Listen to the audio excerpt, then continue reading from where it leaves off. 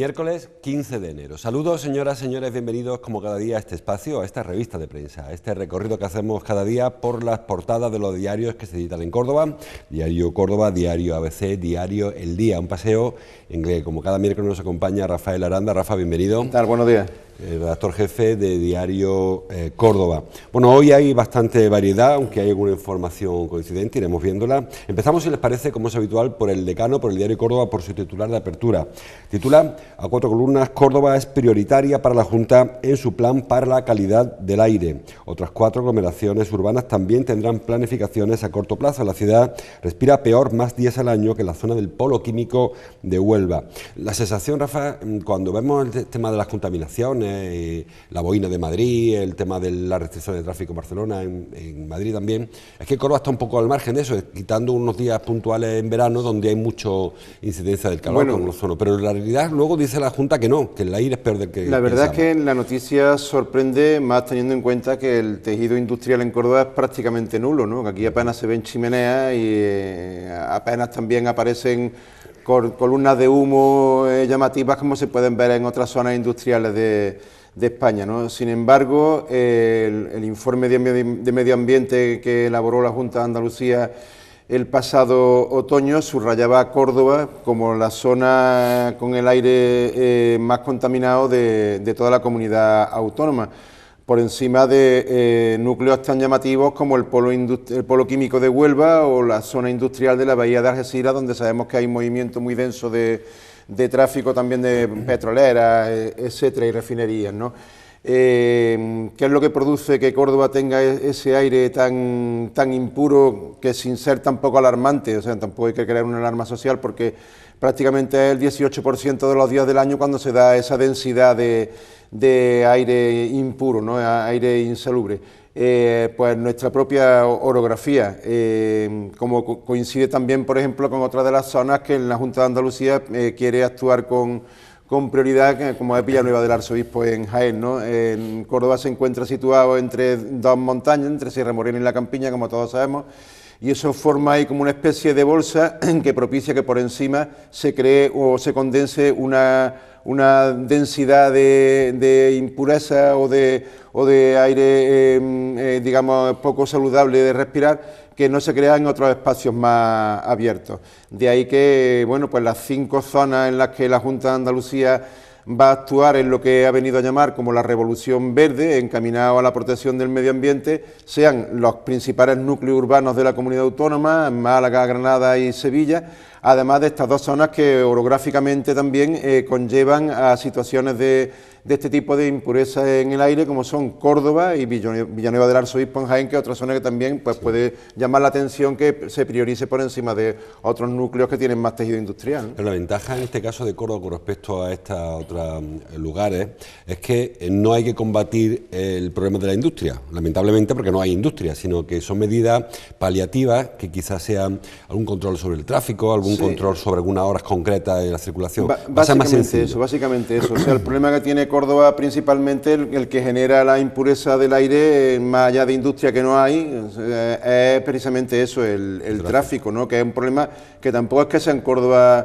un problema que tenga algún añadido, que la diferencia de otras capitales de provincia, porque tenga una densidad mayor de tráfico, ¿no? Al contrario, ¿no? Sin embargo, bueno, pues la situación, el contexto conlleva a que posiblemente tengan más incidencia que ese mismo volumen de tráfico pueda tener en otros espacios mucho más abiertos. Ayer también se dio a conocer la noticia de que afortunadamente los cordobeses están empezando a hacer un mayor uso del transporte público, con la cifra del crecimiento que hubo de usuarios del autobús de Aucorsa, ¿no? Y bueno, pues medidas de ese tipo paliativas son las que al fin y al cabo la Junta de Andalucía va a recomendar, aparte de un mayor cuidado, por ejemplo, de los pulmones, de los espacios verdes, o incluso incentivar para que crezca también esos espacios verdes en la ciudad, porque otras medidas paliativas no se pueden llevar a cabo, solamente pues pedir conciencia ciudadana para que intentar contaminar lo mínimo posible. Bueno, hablaremos también del tema de Aucorsa, que ayer, como decía Rafa, hubo balance por parte del presidente y de la gerente de Aucorsa. El diario ABC ha escogido para abrir el tema del campo. Ayer dio a Saja, hizo balance de la situación agroganadera. Bueno, y soltó varios pildorazos el presidente Ignacio Fernández de Mesa. El diario ABC se fija en la parte más positiva, titula la dehesa escapa de la crisis del campo ante un año de bajada en el olivar.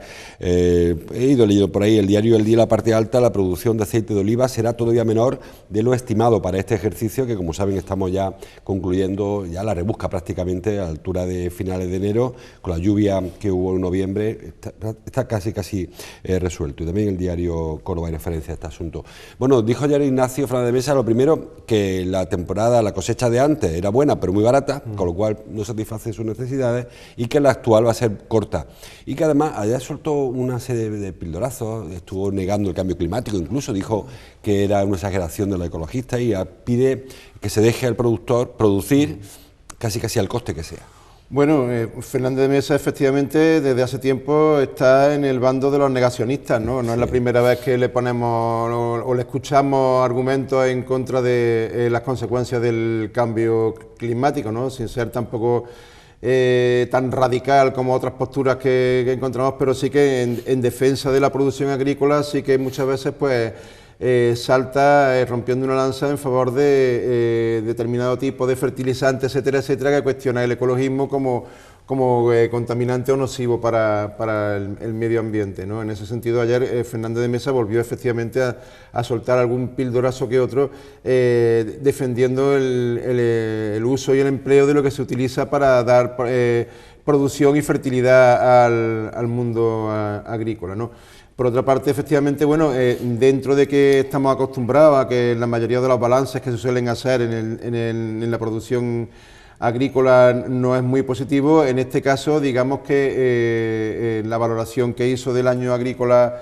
el presidente de Asaja fue tranquilizante en cierto modo, porque efectivamente, sobre todo en lo que se refiere al término de la producción oleícola, que es uno de los principales sectores agroalimentarios que hay en la provincia de Córdoba y uno de los principales factores de nuestra economía, la producción este año tampoco había sido muy dañada o afectada, precisamente por las consecuencias del cambio climático y de la sequía, que viene perjudicando en mayor medida o mayor incidencia a otros sectores del campo, ¿no? También es verdad que la previsión que hay también en recogida de cosecha de este año no es precisamente apunta hacia límites históricos que vayan a ser o vayan a ofrecer datos históricos, pero dentro de lo que cabe el aspecto, el paisaje que dibujó Fernández de Mesa para este año es un paisaje esperanzador y que prácticamente entra dentro de los baremos medios, o se pueden decir estándar en colección, en cosecha. Pero tocaba la becería, llaman los agricultores. El año pasado fue una gran cosecha, este año toca una cosecha poco peor, porque bueno, el árbol también tiene que recuperar el estrés famoso del árbol, que tiene que recuperarse de año para año. No todos los árboles pueden dar una gran cosecha cada temporada. De todas formas, también, bueno,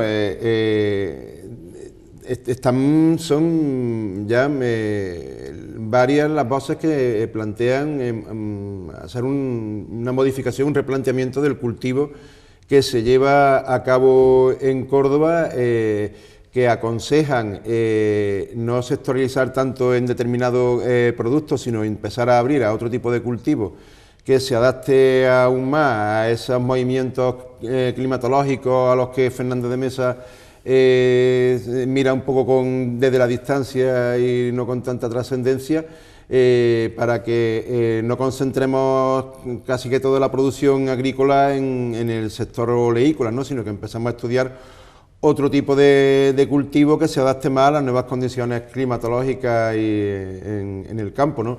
En ese sentido, pues seguro que de aquí a un par de años estamos hablando de otro tipo de perspectiva y otro tipo de valoración en lo que se refiere a la cosecha y a la producción agrícola. Yo supongo que también esto depende mucho de los incentivos que haya públicos, es decir, si la PAC sigue primando el olivar, si las ayudas públicas siguen primando al aceite y siguen desterrando cultivos históricos que ha habido en nuestra zona, el cereal, la patata, por ejemplo, que se han ido desapareciendo de nuestro entorno. A lo mejor haría falta que hubiese un poco más de incentivo para otros cultivos si realmente queremos porque que es que además desde Europa ya empiezan a recomendar de momento que se empiecen a valorar otras posibilidades y que potencialmente incluso pueden dar más beneficio que las que tradicionalmente conocemos en nuestra provincia, ¿no? Por ejemplo, otro sector agrícola de mucha importancia, que es el de los cítricos, ya lo que es la explotación en Córdoba está empezando a menguar controladamente, en beneficio de otro tipo de cultivo que precisa, por ejemplo, de menos recursos hídricos, como puede ser pistacho, algún fruto seco, también, o el almendro, que están empezando a crecer paralelamente casi sin que nos demos cuenta, ¿no? Y bueno, por ahí va el futuro. O sea, sí. Lo quiera ver incluso no el presidente de Asaja como consecuencia del cambio climático, pero va a condicionar a no muy largo plazo el perfil del agricultor que hay en la provincia. Y además hay un aspecto que siempre abordamos y que siempre destacamos cuando hablamos del campo, y es la siguiente fase en el campo, que yo creo que hay que ir pensando ya en dejar de ser solo productores y en convertirnos en manipuladores del alimento, en envasadores y, en fin, completar la cadena. Completar la cadena. Es que ese es el gran problema que tiene la industria cordobesa, ¿no? Claro. Que generamos mucha materia prima, pero después no la manufacturamos y no la... El añadido se lo llevan otro. El beneficio después, el valor añadido se lo acaba llevando otro, y no que nosotros quedamos en la base. Bueno, pues a ver si también cambiamos un poco el concepto en el campo, porque el campo tal como lo conocemos hoy, que es el de hace 30 años, tiene que cambiar en las próximas décadas seguro. El diario El Día, hablamos antes de Aucorsa, titula en su sumario: Aucorsa cierra 2019 con la mayor subida de viajeros en 7 años. Rozamos los 20 millones de pasajeros, de viajeros, 19,7 millones, y ha habido un incremento importante, cercano al 1% en este ejercicio. Ayer Torrico, presidente de Aucorsa, incluso lo vinculaba en una parte a diciembre e incluso al alumbrado navideño. Creo que era un poco, en fin, creo que tiró demasiado fino.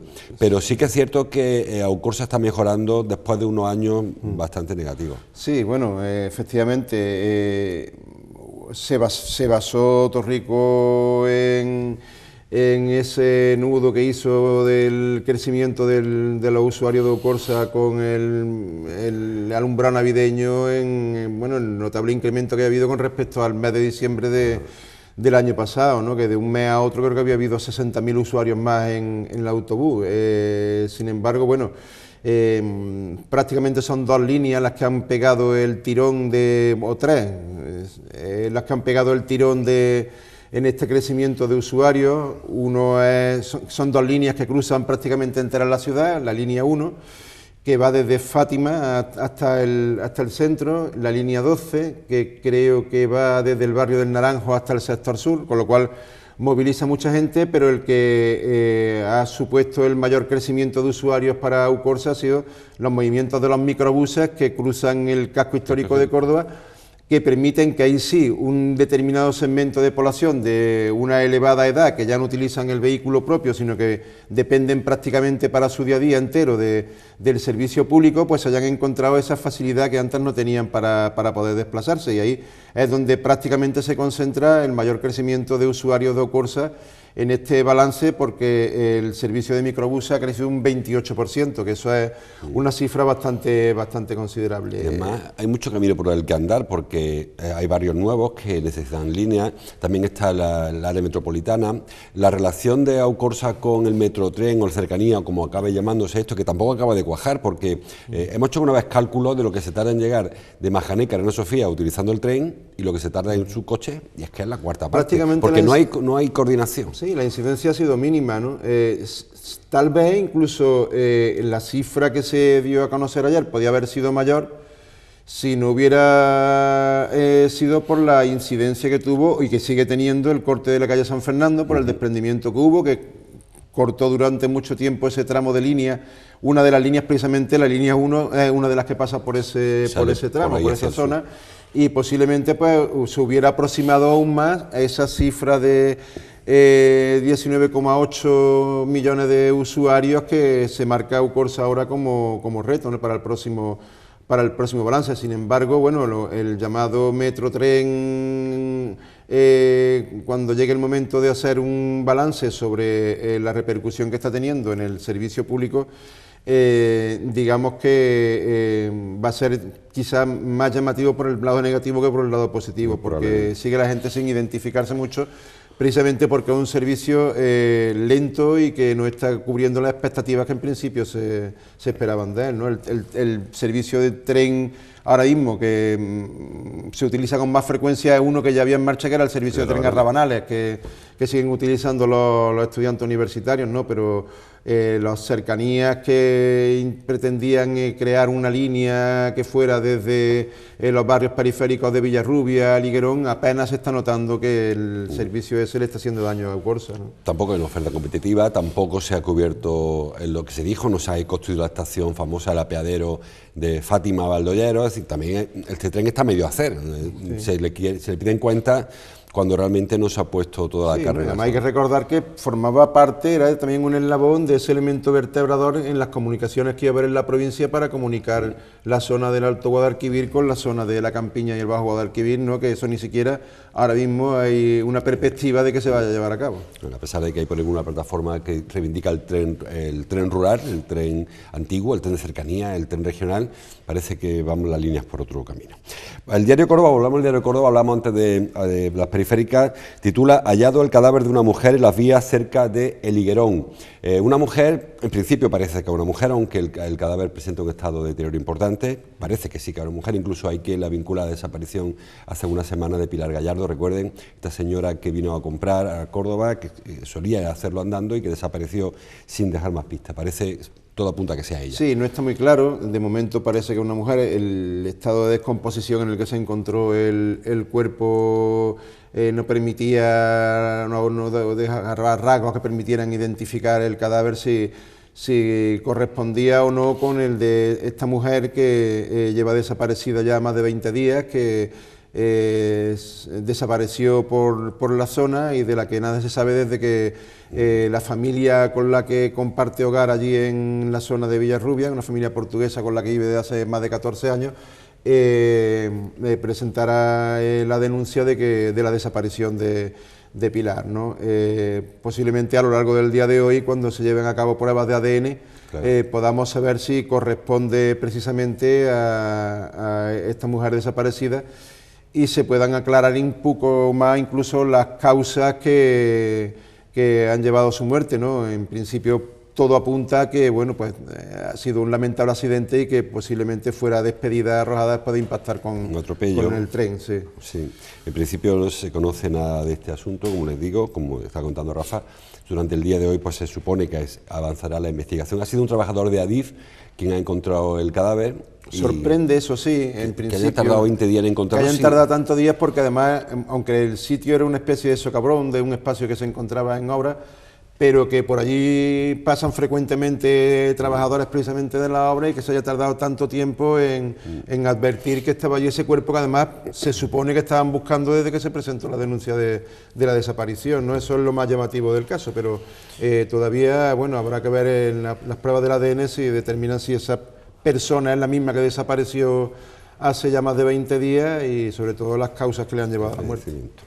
Nos quedamos con el diario Córdoba. En el diario Córdoba titula en el sencillo de la portada "Cerco municipal a los ocupas". Ayer, por cierto, aprobó Incorsa el presupuesto. Ayer Vox sí que votó a favor. Hubo plante por parte de la oposición, que era, bueno, era un plante más testimonial porque los votos eran suficientes, contando PP, Ciudadanos y Vox.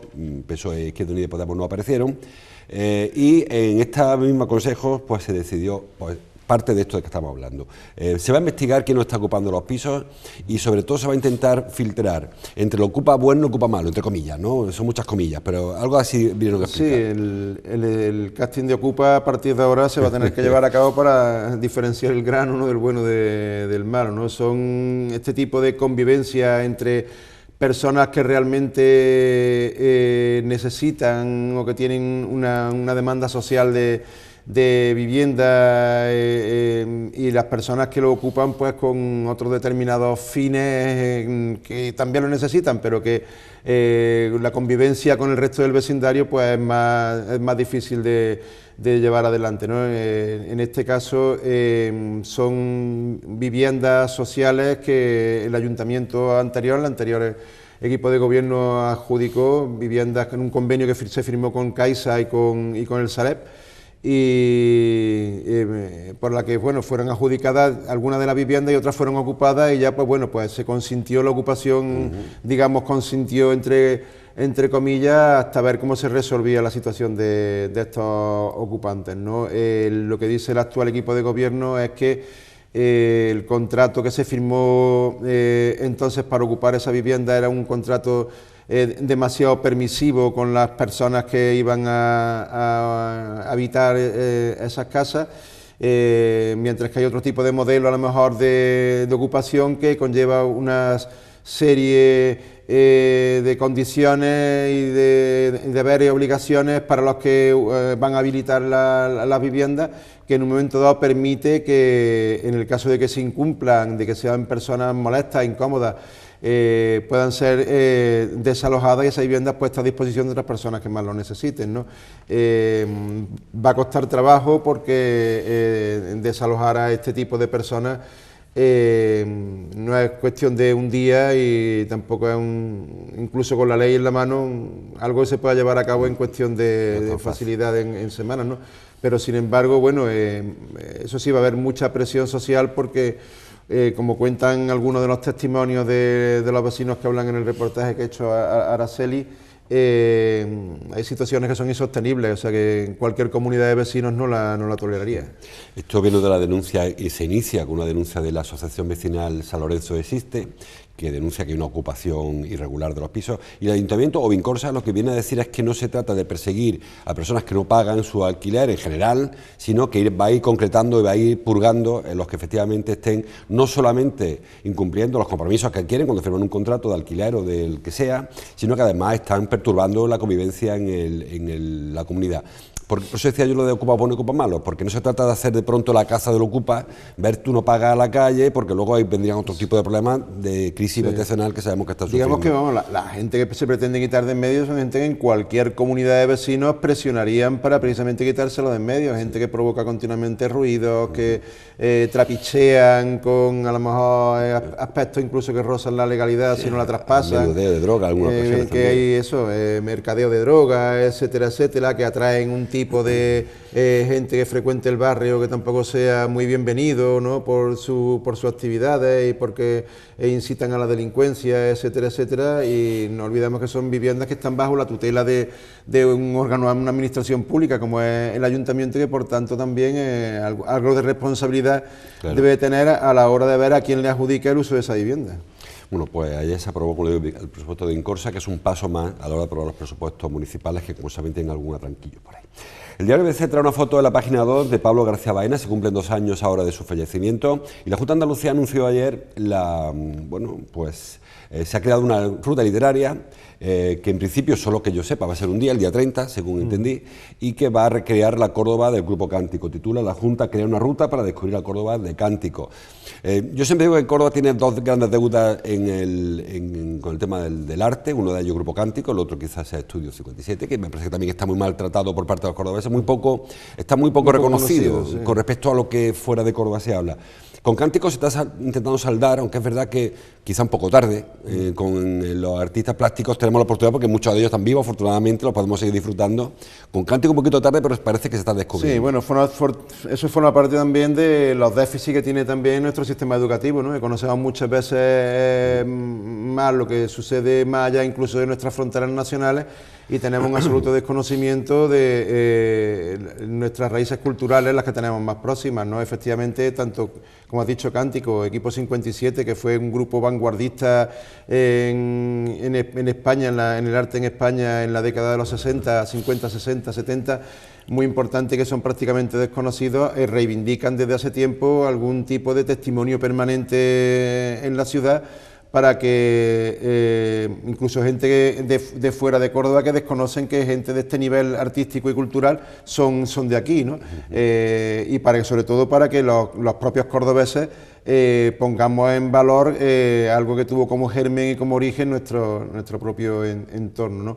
Esa ruta cultural que viene no solamente a reconocer el papel importante de Pablo García Baena, que digamos que es el más conocido de esa inigualable generación artística de poetas que hubo en Córdoba, por ser el último que falleció, ¿no? Pero que sin embargo, bueno, pues tienen estos nombres imborrables para el pasado cultural de Córdoba. Debería de tener ya o disponer de una sala permanente en Córdoba que reconozca todo su legado, ¿no?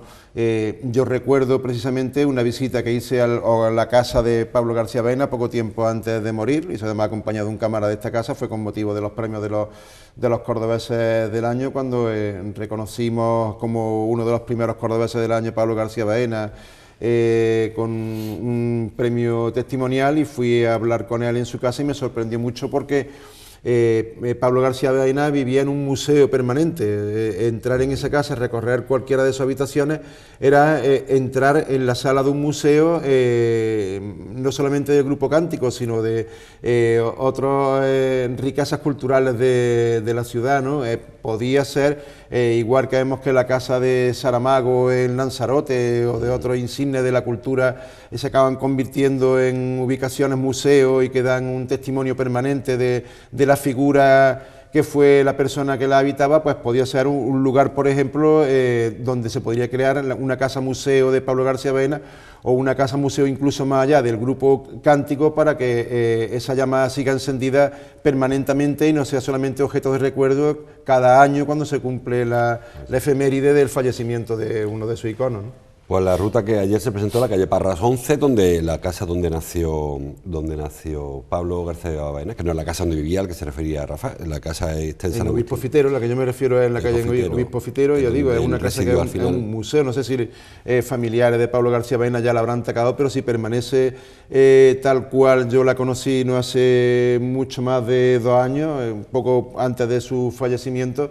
Era un local que merecía la pena preservarlo tal cual, porque era, ya digo, un museo digno de ver, no solamente de la obra de Pablo García Baena y del Grupo Cántico, sino que había, bueno, sus paredes eran los muros de un museo, que yo creo que en Córdoba hay pocos que puedan tener tanta riqueza artística como que lleve concentrada.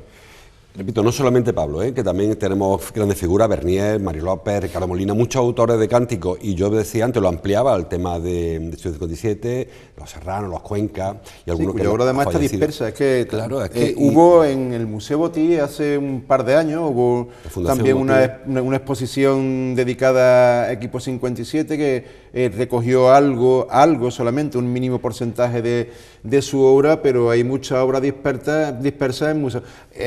Hace 2 años hubo una exposición también en el MoMA, en Nueva York, o sea, yo lo digo para que la gente, muchos de los que no conocen qué es Equipo 57, tengan un poco la dimensión de lo que estamos hablando.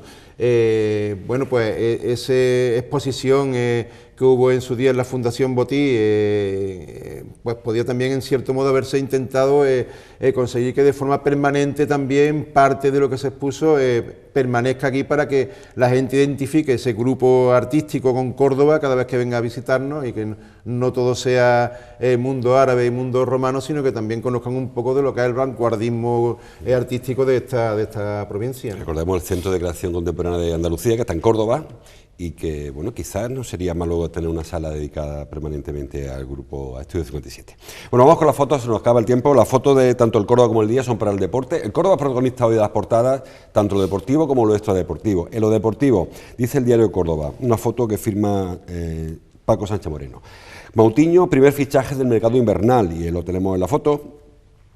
Junto a Adrián Fernández Romero, el consejero Adrián Fernández. En el diario El Día, la foto solo para Moutinho, la foto de la firma en este caso Laura Martín. Moutinho abre el mercado, referencia también a otros periódicos a este fichaje. También dijeron ayer los consejeros, en concreto Adrián, que van a venir un par de ellos más de este nivel. Moutinho, un jugador de segunda división, que ha jugado muchos años en segunda división, bastante testado ya y con garantía. Hay que ver cómo viene, que tampoco lo conocen. Viene de jugar la previa de la Europa Europa League, ¿no? Con el Steaua de Bucarest, un futbolista que el Córdoba necesitaba porque viene a ocupar un espacio en la banda donde ahora mismo no había nadie esta temporada. Media punta. Un jugador además que se mueve, aunque es un diestro muy cerrado, se mueve por las dos bandas, un jugador que entra tanto en diagonal desde la banda zurda como por su banda natural, que tiene mucho recorrido.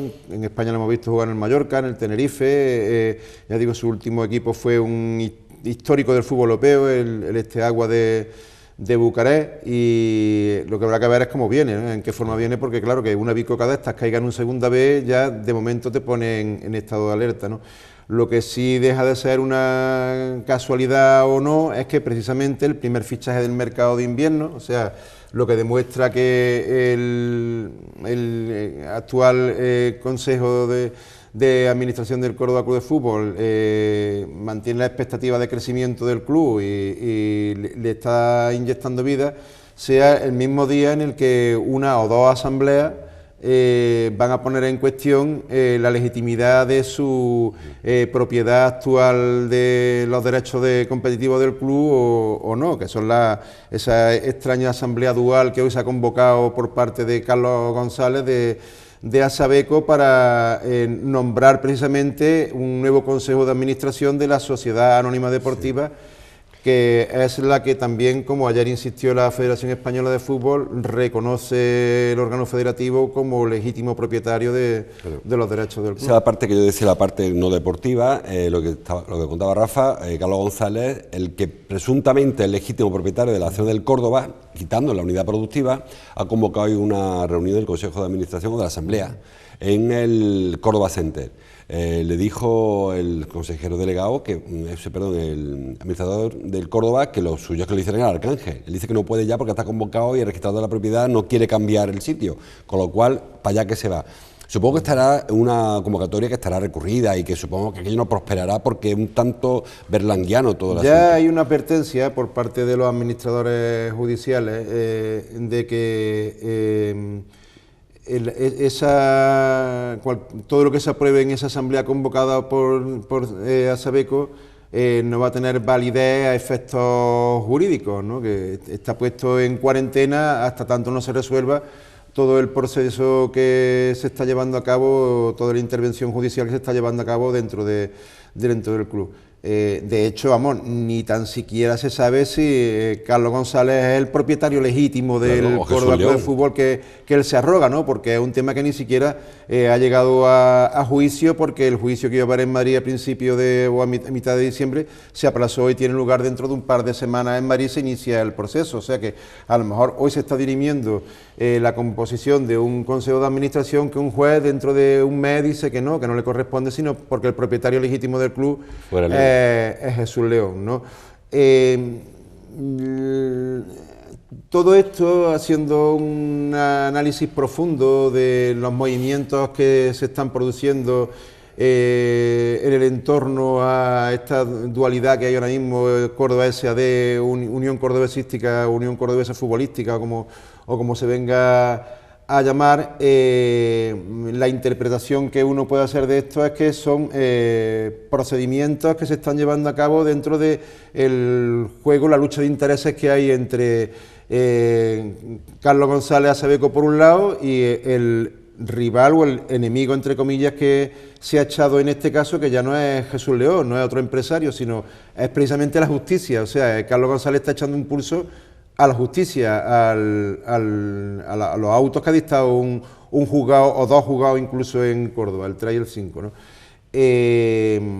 Y todo parece que va encaminado a dilatar los procedimientos judiciales para que cuando llegue el momento a final de temporada en el que la Federación también apriete tuerca y diga que no está dispuesto a reconocer un traspaso de una unidad productiva de un club, sino que como propietario de la plaza para competir hay que ser el propietario de la sociedad anónima en sí, pues esa sociedad anónima tenga un precio determinado que entiendo y creo que los actuales propietarios, el grupo Infinity que ya ha invertido casi 4,5 millones de euros en el Córdoba Club de Fútbol, pues esté dispuesto a no haber tirado ese dinero y llegue a Carlos González con una cantidad suficiente para adquirir la Sociedad Anónima Deportiva, quitarse problemas y que de esa forma se acabe aquí el conflicto, ¿no? De todas formas, hay otra jugada. Si recuerdas, hace un par de semanas el administrador judicial le reclamó a González 8 millones de euros de una deuda que no abonó en su día, que también puede un poco ponerle a González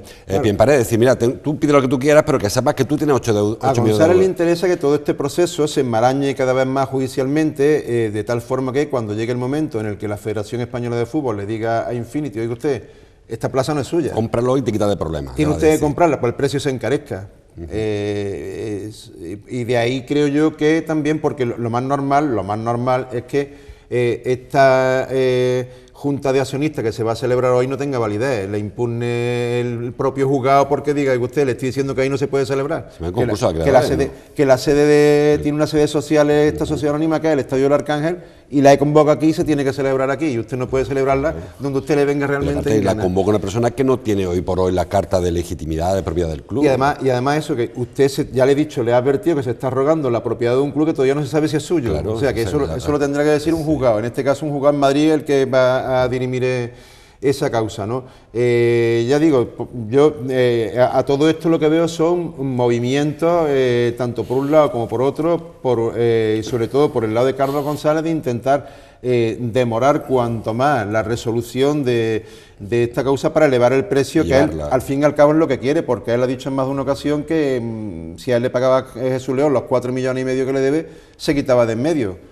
Una reivindicación, digamos, también legítima. Ha vendido una propiedad suya y quiere cobrarla, ¿no? Está en su pleno derecho de hacerlo. Pero que el interés que tiene Carlos González ahora mismo por el Córdoba Club de Fútbol es un interés meramente económico, y me imagino que dentro de las perspectivas de intentar sacar cuanto más posible, pues se está produciendo este enmarañamiento de lo que es de quién es realmente el propietario del Córdoba, ¿no? A la gente lo que le interesa al final es que si Moutinho es bueno, es malo, y si va a venir un delantero centro.